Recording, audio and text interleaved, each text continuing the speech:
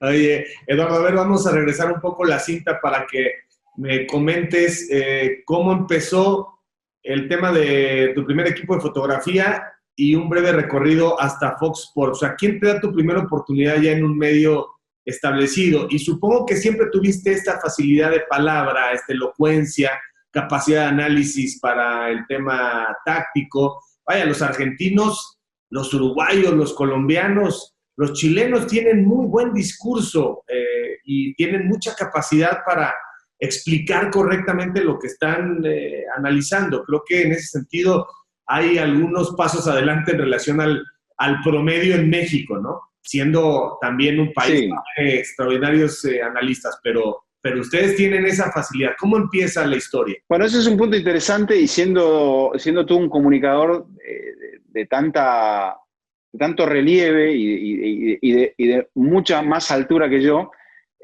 quizá lo podamos retomar sobre el final. No a modo de predicar desde el púlpito, sino desde mi visión desde afuera, Uh que -huh. yo comparto con muchos de mis compañeros de Fox, eh, aquellos que, bueno, porque uno ya es medio como el hermano mayor o el primo mayor o medio el tío joven de los que vienen por detrás, pero no todos te preguntan, ¿no? No todos quieren saber ciertas cosas. No digo que sea la verdad, sino que, bueno, las experiencias que uno tiene. Pero volviendo a eso, yo la verdad que sentía esa necesidad y el primer medio fue la fotografía. Escribía y hacía crónicas, sobre todo en esa pequeña revista de atletismo, la primera que me dio la oportunidad. Y bueno, toqué la puerta y dije, ¿en qué puedo yo sumarme con ustedes? Bueno, empecé a escribir, empecé a hacer algunos trabajos de estadística, de rankings, que sobre todo son tan importantes porque, bueno, el legado del atletismo o de la natación o de los deportes que van por los números puramente, está en eso, en recopilar los campeonatos nacionales, los campeonatos de área, los campeonatos mundiales, las tablas de récords, las marcas, los rankings. Y bueno, así empecé yo porque, bueno, conocía del lado de adentro, de haberlo vivido, de saber lo que eso conllevaba. Y la imagen siempre me cautivó. No digo que siempre pude plasmarla del mejor modo, porque hay una parte técnica que ahora con el teléfono todo es mucho más sencillo, pero en aquel entonces con la película era un poco más complicado y requería de mucha más técnica y de conocimiento, los trucos de la iluminación, el arte de la iluminación, porque iluminar era un arte, así como los grandes pintores a través de una luz que ellos proyectaban de una ventana, colocaban un sujeto o un objeto y plasmaban una obra jugando con esos relieves, ¿no? La fotografía fue lo primero. Compré, como te dije, cuando yo empiezo a trabajar en la empresa de electricidad y mis padres, bueno, vivía en la casa familiar y claro, todo ese dinero era casi para mí. Yo me acuerdo que en la empresa, como era una empresa donde había gente que había dedicado toda su vida a la electricidad y a ese trabajo de las reparaciones eléctricas, de los cables elevados, de los cables subterráneos, de la media tensión, de las cámaras de transformadores, todo ese universo, eh, yo tenía ese recurso, ¿no? Y pensé que podía hacer algo con él, ¿no? No pensé en comprarme un coche, sino que pensé en comprarme un equipo de fotografía. Uh Y -huh. ahí, en una casa de segunda mano, en la zona, creo que conoces la capital de Argentina, en la ciudad de Buenos Aires, en la Avenida de Mayo, que es emblemática porque es un paseo que recuerda como si estuviéramos en una gran vía de Madrid, por ejemplo, o de Barcelona, o de una gran ciudad de España. Está la Avenida Rivadavia, que supuestamente es la vía principal de la Argentina, que nace en el río y va hacia el oeste, cruza todo el país y después se convierte en una ruta.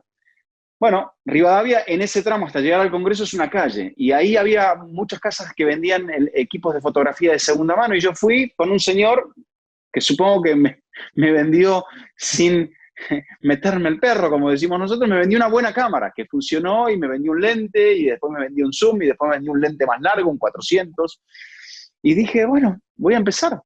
Y tenía amigos que que hacían fotografía, fui a algunos cursos, porque en aquel entonces la fotografía no era per se como una carrera universitaria, y menos aún. Se daban cursos en el fotoclub y uno iba, aprendía a iluminar, aprendía a cuarto oscuro, aprendía conceptos de la fotografía, a fotometrear, a todo eso que hoy se hace solo, ¿no?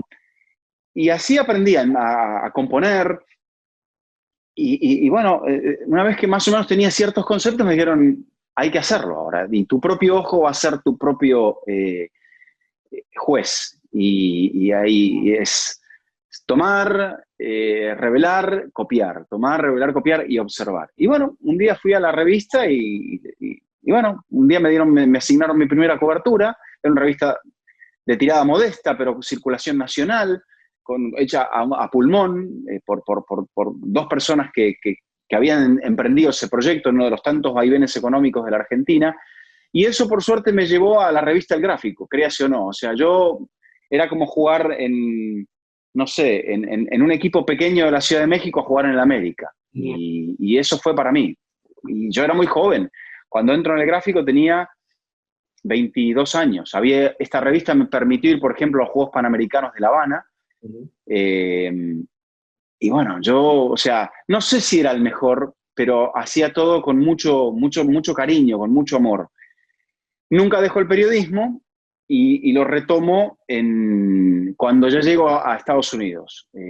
Ahí, a través de mi ex esposa, que había trabajado en los medios y sigue trabajando en los medios, trabaja en la televisión pública del estado de Maryland, ella tenía conocidos en CNN, en el noticiero que se hacía por las tardes, y me dice, necesitan un redactor. Y fui a la redacción a hacer una prueba, el día que se dio el veredicto de inocente a O.J. Simpson, y bueno, la redacción estaba totalmente revolucionada. Recuerdo ese día me hicieron esperar, yo esperé en la recepción hasta que lo declararan inocente, o hasta que se leyera el veredicto.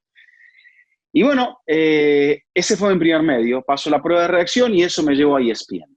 Y bueno, así como abreviando muchos pasos, en CNN aprendí mucho. Realmente me encontré con gente extremadamente profesional, extremadamente dedicada, con un gran sentido. CNN era como una escuela, algo donde se aprendía. Me dijeron, tu redacción es muy buena, sabes traducir, te sabes expresar, te falta pulir esto de lo que es la redacción. Yo nunca había trabajado en televisión, Javier, ni me lo había propuesto, no había soñado con eso. No estaba o sea, mi único objetivo era que ya por aquel entonces todavía no había nacido mi hijo, pero era tratar de establecerme dentro de un medio totalmente ajeno al mío, que era vivir en Atlanta, una ciudad aparte no es como Miami, una ciudad muy americana, donde sí había algunos pocos restaurantes y muy buenos de comida mexicana. Ahí aprendí a degustar la comida mexicana. Y bueno, esa gente realmente me tuvo paciencia, me enseñó, me cobijó y me dio la primera oportunidad de locutar, la primera oportunidad de hacer el segmento de deportes.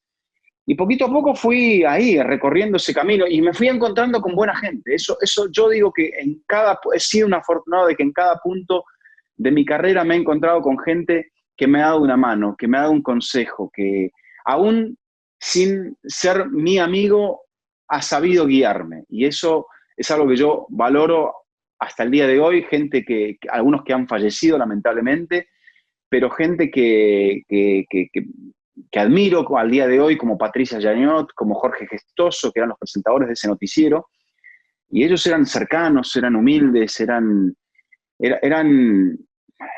íconos profesionales, salían en todo el continente, salían en México, salían en Argentina, salían en Chile, en Colombia, en todas partes salían. Y CNN tenía esa penetración del comienzo del cable que era también una referencia. Ellos, un redactor, el que era el redactor de deportes, un catalán, Javier Monet, al día de hoy mi amigo, y bueno, ellos me fueron marcando, el jefe de la redacción que tomó mi prueba y me dijo si podía empezar al día siguiente. Y yo le dije, bueno, en realidad todavía no tengo el permiso de trabajo, pero antes me gustaría trabajar con lo de los Juegos Olímpicos. Y otro por ahí me da una cachetada, o sea, metafóricamente hablando, y me dice, no vengas nunca más, o sea, y yo le dije, no, bueno, me gustaría hacer eso, pero esto va a durar poco tiempo, ¿no? Me dicen, nosotros estamos haciendo un proyecto a largo plazo, cuando termines eso, no pierdas el contacto, ven con nosotros. Y bueno, después termino en ESPN, y ESPN también me encontré con compañeros que eran verdaderamente enciclopedias, que eran maestros.